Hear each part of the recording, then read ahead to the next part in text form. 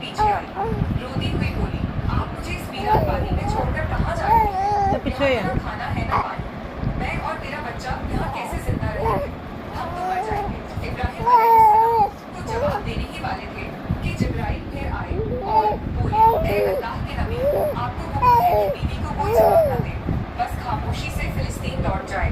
दोस्तों सोचिए उस बूढ़े बाप का दर्द जिसे 84 साल की दुआओं के बाद एक बेटा मिला, आंखों की ठंडक, दिल का सुकून, और आज वह उसी बेटे को एक वीरान जमीन पर छोड़कर जा रहा है। ऊंट आगे बढ़ रहा था और हाजरा गोद में इस्माइल को लिए उसके पीछे दौड़ रही थी, रोते हुए पूछ रही थी, आप हमें क्यों छोड़कर जा रहे हैं?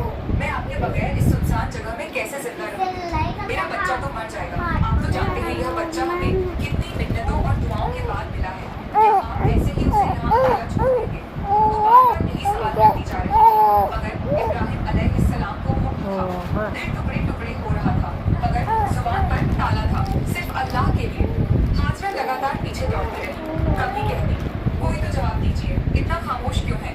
आप लगभग 9 किलोमीटर तक वो अपने शौहर के ऊंट के पीछे भागती रही, हर 2 कदम पर दिल चीर देने वाले सवाल करती रही। आखिर जब हाजरा बहुत थक गई तो उनके दिल में एक ख्याल आया, मेरे शौहर तो नबी है, वह कोई काम अपनी मर्जी से नहीं करते, क्या यह अल्लाह का हुक्म है कि मुझे और मेरे बच्चे को इस वीरान जगह में छोड़ दिया जाए? उन्होंने रुककर पूछा, क्या अल्लाह ने आपको हुक्म दिया है कि मुझे और मेरे बच्चे को इस पहाड़ी इलाके में छोड़ दिया जाए? ज़बान से कुछ न कहा, मगर सर हिलाकर इशारा किया, हाँ, यह अल्लाह का हुक्म है। इतना सुनते ही हाजरा की आंखों में आंसू थे, मगर दिल में हिम्मत जाग गई। उन्होंने बुलंद आवाज में कहा, अगर यह अल्लाह का हुक्म है तो जाइए, मेरा रब वो मेरी और मेरे बेटे की हिफाजत करेगा, हर कुर्बानी देगा। इतना कहकर वह वहीं खड़ी रही और अपने शौहर को जाते हुए देखती रही। हजरत इब्राहिम का ऊँट धीरे-धीरे दूर होता जा रहा था।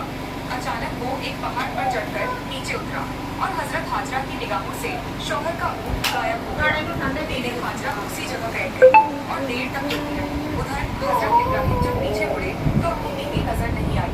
दिल बेचैन हो उठा, आंखें भर आई। उन्होंने अपने ऊँट को पहाड़ के नीचे रोका